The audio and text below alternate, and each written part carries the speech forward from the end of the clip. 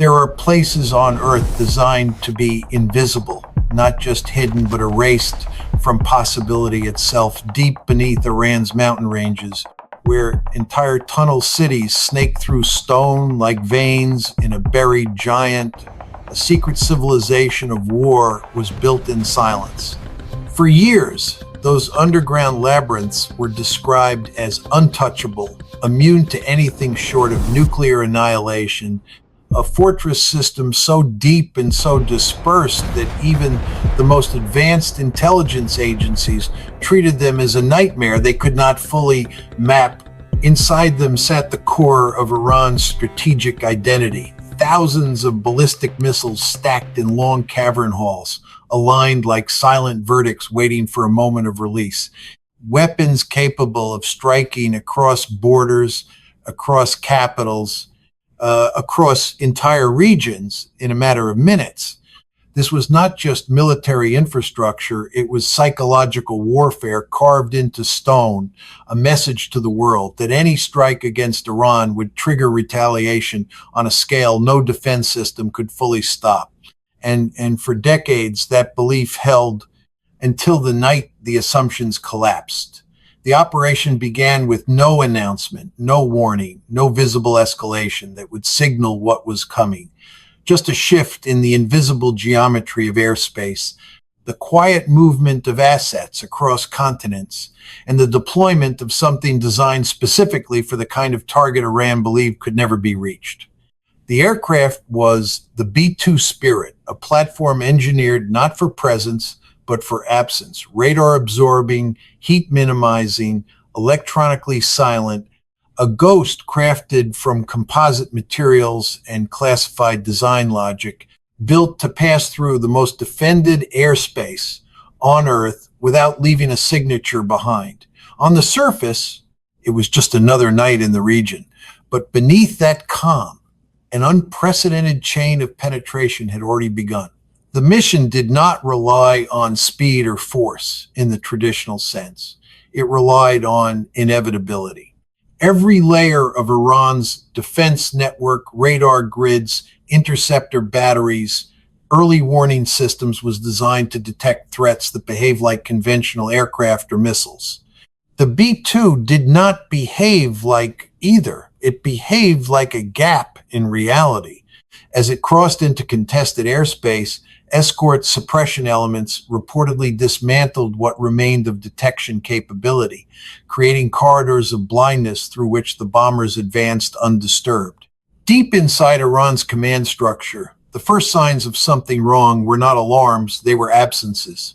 Screens that should have shown movement showed nothing. Tracking systems that should have painted aircraft simply failed to paint anything at all. And then came the confirmation that changed everything.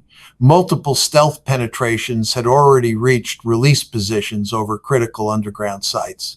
What happened next was not a single explosion, but a sequence of structural catastrophes designed with surgical precision. The payloads deployed were not meant to flatten cities or destroy surface installations. They were engineered for something far more specific and far more devastating: collapse from within. Massive ordnance penetrators, each weighing tens of thousands of pounds, dropped through rock and engineered tunnels with kinetic force capable of punching through reinforced layers of concrete, stone, and hardened steel before detonating at precise subterranean depths. The effect was not an explosion in the conventional sense. It was a reversal of space itself. Entrances folded inward, tunnel mouths buckled and sealed under their own structural weight. Entire missile storage corridors lost integrity simultaneously, triggering chain reactions that turned carefully organized arsenals into unstable subterranean pressure systems. In some locations, analysts later described the destruction pattern as self-consuming, as if the infrastructure had been forced to collapse into its own geometry. What made the strike more significant was not just the damage, but the design philosophy behind it. This was not an attempt to destroy every missile or every facility. That would have required years of sustained bombing and still might have failed. Instead, the objective was suffocation, removing the ability of the system to function by sealing its access points, its launch routes, its breathing paths. A missile underground is only a threat if it can emerge. Once the exits disappear, the arsenal becomes inert, mass buried in stone. At the same time, intelligence streams reportedly indicated parallel strikes occurring across the broader Iranian military network. Command nodes went dark in sequence, not randomly, but rhythmically, suggesting synchronized targeting across multiple platforms. While the B-2S executed deep penetration strikes, other assets reportedly struck radar installations, drone depots, and missile coordination hubs, creating a cascading blindness across Iran's defensive grid. The result was not just physical destruction, but informational collapse, the inability of Iranian command structures to form a coherent picture of what was happening in real time. Confusion replaced coordination. Delays replaced decisions. And in modern warfare, that gap is often irreversible. What made the moment even more distinct, but through precision exploitation of its own design philosophy. The very density and concentration that made the missile caves powerful also made them vulnerable once penetrated. Packed storage meant chain reaction risk. Deep confinement meant limited escape routes. And structural continuity meant that once one section failed, adjacent sections could follow in rapid succession. The fortress had not been bypassed. It had been inverted against itself. As reports of the strikes began to circulate through fragmented channels, a broader picture started to emerge. This was not an isolated raid, but the opening phase of a coordinated multi-domain offensive. Air superiority elements were allegedly already operating above Iranian airspace, suppressing any remaining defensive response. Naval assets positioned in surrounding waters were preparing follow-on strikes, and strategic bombers remained on station, ready to repeat the process if necessary. Yet even more destabilizing than the physical destruction was the psychological shock spreading through Iran's command hierarchy. For decades, the doctrine of deterrence had been built on one central assumption, that retaliation would always be possible, that even after absorbing an initial strike, Iran could respond with overwhelming missile fire from its underground sanctuaries. That assumption had just been challenged at its core. If those sanctuaries could be sealed, if the missiles could be trapped beneath collapsing rock rather than launched into the sky, then the entire deterrence model began to unravel. And as that realization spread, faster than any missile, faster than any aircraft, the balance of fear that had defined the region for years began to shift in real time. The strike was not just a message. It was a demonstration of access. And access, once proven, changes everything. By the time the first shock waves of the underground collapses were being registered in fragmented intelligence reports, the war had already moved into its second, more dangerous phase where destruction was no longer the only objective, but paralysis. Deep within Iran's command structure, systems that had once functioned with rigid coordination were now operating in isolation, like organs cut off from a central nervous system. Communications were degraded. Air defense networks were blind in sectors they had previously considered secure, and missile units that survived the initial underground strikes were forced into uncertainty, not knowing what remained operational, not knowing what had already been destroyed, and not knowing where the next strike would come from. This is where the true nature of the campaign revealed itself. The initial penetration by the B-2 Spirit bombers was not the end, it was the breach that allowed everything else to flow in. Once the underground missile infrastructure had been sealed or destabilized, follow-on forces began exploiting the newly created gaps in Iran's defensive architecture. Air superiority platforms, including advanced fifth-generation fighters, reportedly maintained persistent control over critical corridors, preventing any meaningful regrouping of Iranian air defenses. What had once been a layered, integrated network was now fragmented into isolated pockets of resistance. At sea and in the air, the pressure continued to build. Carrier-based aircraft began operating closer to Iranian airspace as the threat of mass missile retaliation diminished. The psychological shift was immediate. Platforms that had previously maintained standoff distance were now advancing, probing deeper, expanding operational reach with increasing confidence. Each movement reinforced the same message. The defensive umbrella that Iran had spent decades constructing was no longer functioning as intended. Inside Iran, the strategic consequences were becoming impossible to ignore. The underground missile system had not simply been damaged. Large portions of it were now inaccessible, either collapsed, sealed, or structurally compromised, to the point of unusability. Launch corridors that once provided rapid retaliation capability were gone, replaced by unstable tunnels and blocked exits. Even surviving missile stockpiles faced a new reality, being buried not as a deterrent, but as trapped inventory with no viable deployment path. And in modern deterrence theory, a missile that cannot be launched is indistinguishable from a missile that does not exist.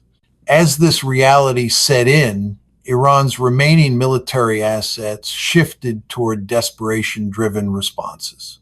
Scattered missile launches were reported across the region, targeting multiple external bases and strategic points. Some were intercepted mid-flight, others caused limited damage, but none achieved the scale or coordination that would signal strategic parity. Instead, the retaliation appeared fragmented, broad in geography, but thin in concentration, as if the system generating it no longer had unified control. This fragmentation was not accidental. It reflected the deeper structural damage inflicted earlier. Command chains disrupted, storage and launch networks degraded, and coordination systems operating under severe informational blind spots. In warfare, destruction of infrastructure is visible. Destruction of coherence is not, but it is often far more decisive. As Iranian responses unfolded, coalition forces adapted in real time. Surveillance expanded, targeting cycles shortened. Strike windows became more frequent. The battlefield was no longer defined by front lines, but by persistent pressure applied across multiple domains, simultaneously: air, sea, electronic warfare, and space-based intelligence feeding into a single accelerating loop of detection and engagement. Each Iranian attempt to reassert control was met with faster, more precise suppression. The dynamic was no longer symmetrical, it was compounding. One of the most critical shifts came from the changing status of Iran's remaining missile inventory. Even before the strikes, Iran's strategy depended on mass, thousands of missiles distributed across hardened underground sites. But once those sites were compromised, mass became irrelevant if it could not be mobilized. Analysts tracking post-strike imagery began identifying patterns consistent with systemic degradation, destroyed radar installations, collapsed storage bunkers, and launch infrastructure rendered inoperable. The remaining arsenal, though still dangerous in theory, was increasingly disconnected from the system required to use it effectively. Meanwhile, external forces continued to tighten operational control. Carrier strike groups moved into more assertive positioning, tactical aircraft increased sortie rates, maintaining pressure on any surviving nodes of coordination. Each wave of activity reduced Iran's ability to reconstitute its defensive posture. And critically, the absence of effective air denial meant that strike aircraft could operate with unprecedented freedom over previously contested areas. This freedom had strategic implications far beyond immediate destruction. It meant persistence. It meant the ability to return repeatedly to degraded targets, ensuring that partial damage became permanent disablement. In military terms, this is the transition from disruption to denial, where an adversary is not just weakened, but systematically prevented from restoring capability. Within Iran's leadership remnants, now operating under severe strain, the situation was no longer framed as a single operation, but as an unfolding structural crisis. The loss of underground missile viability, combined with degraded air defenses and fragmented command authority, created a scenario in which traditional escalation pathways no longer functioned predictably. Retaliation was still possible, but coordination was increasingly unreliable. And in warfare, unreliable deterrence is often equivalent to no deterrence at all. At the strategic level, the implications extended beyond immediate battlefield outcomes. For decades, Iran's regional influence had rested on the credibility of its missile umbrella, the belief that it could impose costs anywhere in the region if attacked. With that umbrella compromised, regional actors began recalculating risk in real time.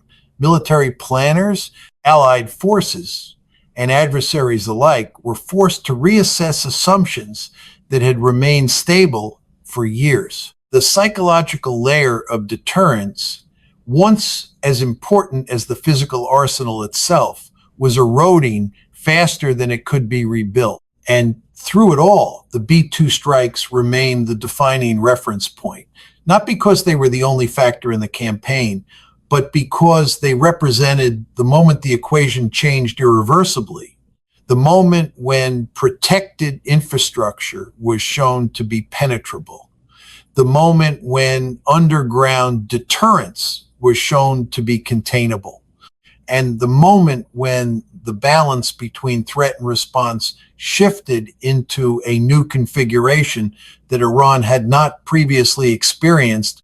As the campaign continued, one reality became increasingly clear. The conflict was no longer about singular strikes or isolated engagements.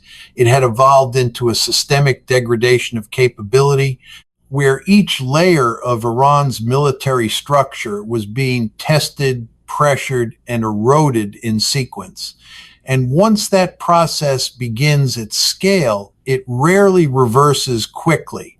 What remained uncertain was not whether Iran could respond, but whether it could still respond in a way that meaningfully altered the trajectory already set in motion. By the time the dust from the underground collapse and the early retaliation cycles began to settle, the conflict had already crossed a threshold that could not be measured in single strikes or isolated losses anymore. What was unfolding was no longer a conventional exchange of attacks, but a structural unmaking of a deterrence system that had taken decades to build. Iran's military doctrine had always rested on a single foundational promise. If pressured, it could respond at scale, rapidly, and from protected depth. But that promise now existed in a fractured state, still partially alive, but no longer reliable in the way it once was. The underground missile network, once the crown jewel of strategic defense, was no longer functioning as a unified system. Some tunnels had collapsed completely. Others had been sealed by shockwaves that turned engineered access points into dead ends. Even in areas where physical destruction was incomplete, operational usability had been degraded to the point of hesitation. A missile trapped underground without a clear launch corridor is not a deterrent, it is inventory under pressure. Above ground, the situation was equally unstable. Surviving Iranian launch units attempted sporadic deployments, but the coherence required for massed retaliation had been severely disrupted.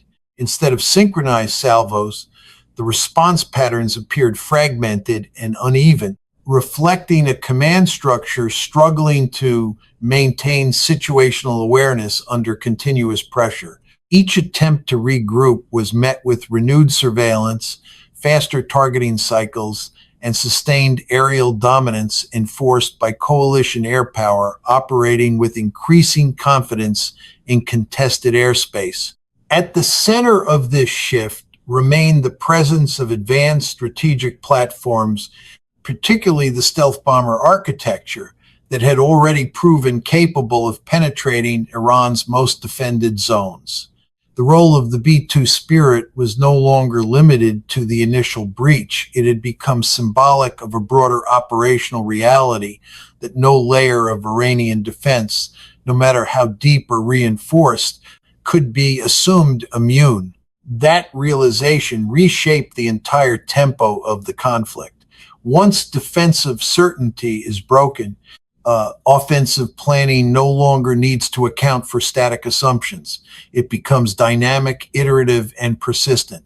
Coalition forces began operating with that mindset. Rather than treating strikes as isolated missions, the campaign evolved into a continuous pressure system, identifying, degrading, and re-engaging targets as soon as they became visible or attempted to recover. This created a feedback loop that prevented Iran from stabilizing its remaining military structure. Every attempt at restoration triggered detection. Every movement risked exposure. Every coordination effort risked interception. And over time, this constant exposure began to compress Iran's operational options. Strategically, the most significant development was not simply the loss of infrastructure, but the loss of predictability. Deterrence is not only about weapons, it is about the certainty of response. Once that certainty becomes questionable, adversaries begin to test boundaries. And in this case, testing came from multiple directions simultaneously, increased aerial patrols, carrier-based operations, moving closer to Iranian waters, and sustained intelligence, surveillance, tracking, every attempt at military reorganization. The battlefield expanded, but Iran's ability to control its own internal military geography contracted. Meanwhile, the remaining missile capability, though still dangerous in isolation, no longer functioned as a unified strategic tool. Some systems were mobile, but mobility without coordination does not equal strength. It equals uncertainty under pursuit. Others remained fixed but isolated, cut off from the integrated network that once allowed rapid targeting and mass launch capability. The result was a deterrent force that still existed in fragments but could no longer reliably express itself as a coherent threat. At the regional level, this fragmentation triggered rapid recalculations.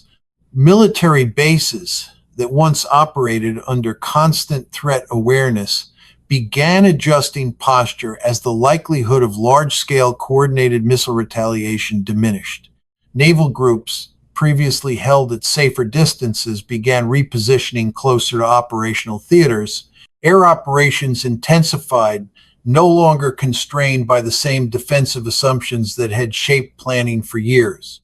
The balance of power was not simply shifting, it was being rewritten in real time based on observable degradation of Iran's strategic systems. Internally, Iran faced an increasingly complex dilemma. Escalation risked further destruction of already compromised infrastructure. Restraint risked further erosion of deterrence credibility, and fragmented retaliation risked exposing the limits of remaining capability without achieving meaningful strategic effect. This is the paradox of degraded deterrence. Every option carries cost, but none guarantee restoration of balance. What made the situation more volatile was the absence of centralized strategic clarity. With leadership structures disrupted and command continuity strained, decision-making became slower, more reactive, and more exposed to miscalculation. In high-intensity conflict, delays are not neutral, they are cumulative disadvantages. Each missed coordination window narrows the range of viable responses. Each fragmented decision increases the likelihood of further exploitation by the opposing side. As the campaign progressed, coalition forces continued to refine their operational advantage. Intelligence integration allowed near real-time targeting updates. Air superiority ensured freedom of movement across key corridors. Naval assets provided additional strike depth and pressure points along maritime approaches. And together, these layers formed the multi-domain system that operated continuously rather than episodically. Iran, by contrast, was increasingly operating in reactive mode, responding to events rather than shaping them. The psychological dimension of this shift cannot be overstated.